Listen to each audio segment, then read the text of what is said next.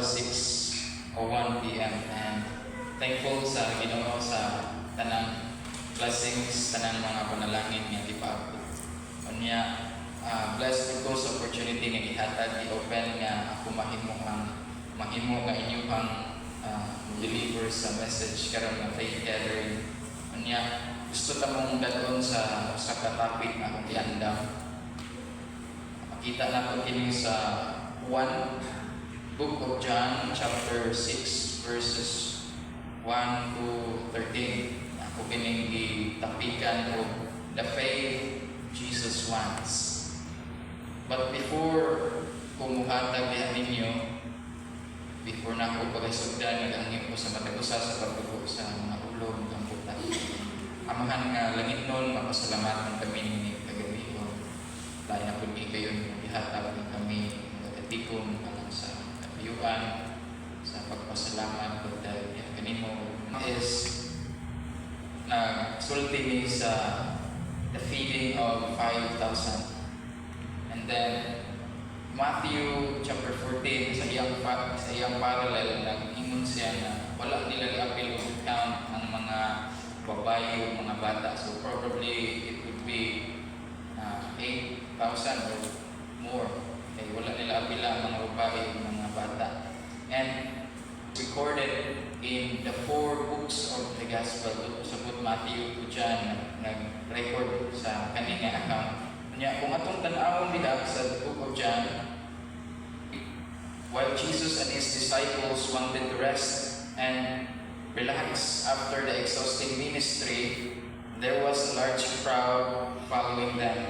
And kung ato lang isang gisubay, dili pa lang dugay na namatay ang ig-agaw ni Jesus nga si John the Baptist.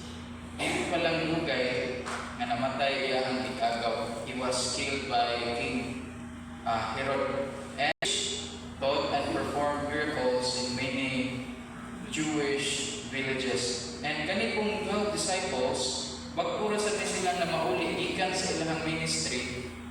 They were being sent out by Jesus 2 by 2 kung nakahinumdum mo. Di ako magsasigbiya sa mong i-practice ka na siesta time. Dili pa lang gayugay nga ikuha na mo ang big bags kay utong ko. Sabot bilang siesta time ang 12 to 1. Dinuglukay mo nun sa covered court. So si mga mensilahin ko lang kuhan, ibati sa lawas, gusto mo pahuway, alimugmog. So iyan sang ihulman para mahilom. So yan nga, gusto mong pahuway. Naay gusto nga mo-interrupt. And then Luke chapter 10 verse 11, it was Jesus who welcomed them. And pag-welcome ni Jesus, He preached to them about the kingdom of God and healed some of them of their sickness. And naakoy idea nga nakuha, implicitly the disciples dislike having an uninvited guest. Kaya una dito mga katawan kay kung naa sa Luke 10:12, gusto nila nga katong panon kay kapaulion.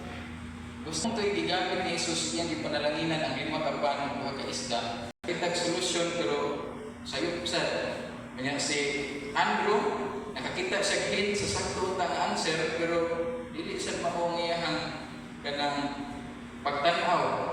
Kunya ang napo kalain nga apostoles nagpabilin nga ilong. And this evening gusto nako nga ipaabot ninyo ang duha ka rason nganong napakya sila sa test of faith nga gihatag ni Jesus atong tumura. Sa way paglangay akong ihatag ninyo ang una is forgetting what Jesus can do. Jesus performed many miracles together with them. He cast out demons, healing the sick, turning the water into wine, and many more. And it is very strange, di ba mo nga no? Because Philip sees the impossible circumstances surrounding them and looks first at the budget. And Andrew sees the same circumstances and ended thinking in insufficiency. They did not even look to the Lord. Muna kung gusto nga ipahinumdum niya ninyo because we always fail if we only focus on what we can do. We always fail if we focus only on what we can do. Bisan pag unsa nato ka intelihente, bisan unsa pa nato ka himsog karon o kaadunahan, kaasenso, kung kanunay tang magsalig, kanunay tang magsalig kung unsay kaya natong buhaton, kanunay ra gyud mo punta sa kagawangan ang tanan. And ang preacher o usa ka ministro nga ang prayer meeting usa ka importante nga buhaton sa usa ka Kristiyano. Ano man kay naay mga opportunities na atong mabuhat diri nga dili nato mabuhat sa mga other days. Naay mga opportunities nga naa sa prayer meeting nga dili nato makit-an sa ubang mga adlaw and even sa Sunday. Okay? Motoy una ang problema nila, forgetful sila sa mga butang na kayang buhaton ni Jesus. Ikaduha, they were underestimating Jesus' blessing.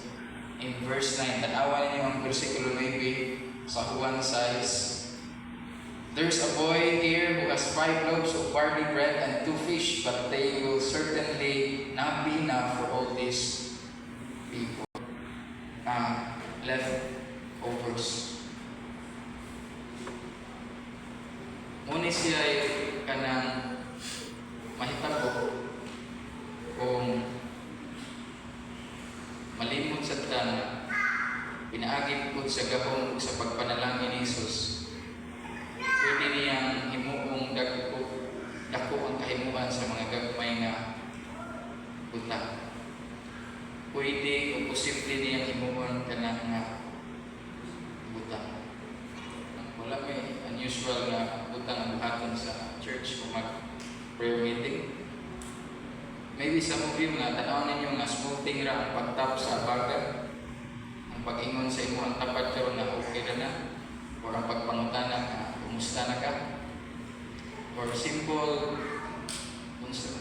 question nga, pangutana ka nga, unsa man ang imong prayer request. Maybe some of you, naguna-una nga, gamay ra kay nang butana. Maybe some of you ganoon na.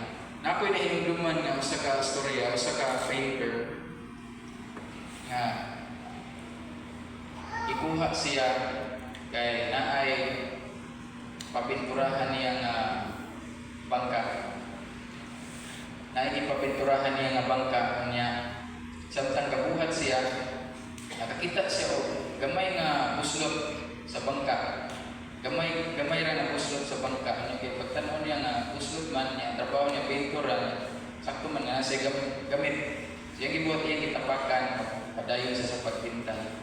Niulik sa silang balay niya kanang gitagaan siya sa iyang bayad niya. Sa sunod nga adlaw bitawag ang katong tagiya sa bangka nga iyang gipinturahan. Nitawag nga dunay paghilak sa pagpasalamat. Ningon ang tagiya sa bangka nga, "Sir, salamat kaayo. Kaibaw ko nga ikaw mo'y gabuhat, kaibaw ko nga ikaw mo'y ga-repair sa bangka." Ang kato din bangka nga gigamit to sa iyang anak sa mga sa sunod na adlaw dito og lake. And while dito sa lake, na naman sa layo, porte niyang balakaha kay nahinumdum siya nga dunay gamay buslot sa bangka. Pero nahibong siya nga nakabalik yung anak nga wala ra na unsa, wala ra nalunod niya. Pag uli sa bangka, iyang gitanaw dunay kinapakan. Ug sure kay siya nga katong kapintura siyang bangka, mautoy ka-repair sa gamay nga buslot. Kasi ang luha kay ingon siya pinaagi sa imong dako nga tabang nga gibuhat. Naluwas akong anak gikan sa peligro. Nito pag ang katong painter, ingon siya nga, "Boss, gamay ra man kay nga butang akong gibuhat." Iba mo mga kaigsunan,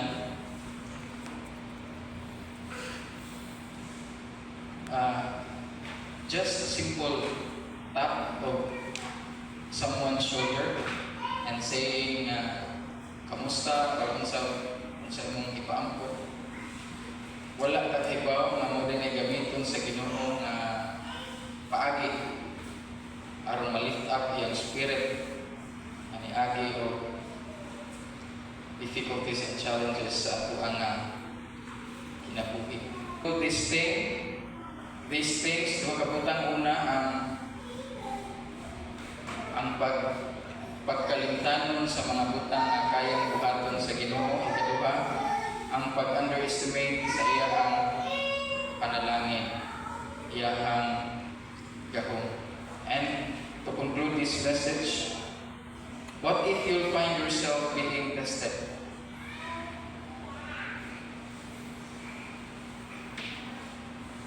Simple siguro nga, dili lang financial ang aspekto sa atong kinabuhi karong mga test.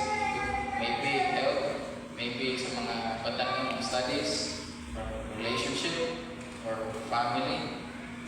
Okay. Build up our faith na kung mahimo lang gibinta, dili kita maoy unang malimot sa mga butang na kayang buhaton sa Ginoo. Hinuon kita maoy magpahinumdum sa mga tao uban ang ani ang pwedeng buhaton sa Ginoo. And it's my prayer that this short message will fuel up your faith in God, reminding that if He has done impossible things before, surely He will do it again. Just remember that He is the God of impossibilities and blessings. Nga gusto na akong adaton kamo sa Ephesians chapter 3 verse 20 nag-ingon dire. Now to Him who is able to do immeasurably more than all we ask or imagine, according to His power that is at work within us. And always remember that God wants us to grow in our faith by relying on what we know about Him, not simply focusing on our circumstances, because God is able to accomplish infinitely more than we might ask or think. And that's the right answer for any test of our life. That's the right answer for any test of our lives. May God bless us by hearing these words. Let's pray. Father God, thank you for things that we have heard that you can do. And thank you, Father, for letting us be remembered for power in blessing small things. Kanunay na ipakita. And praying na ikaw mag-aban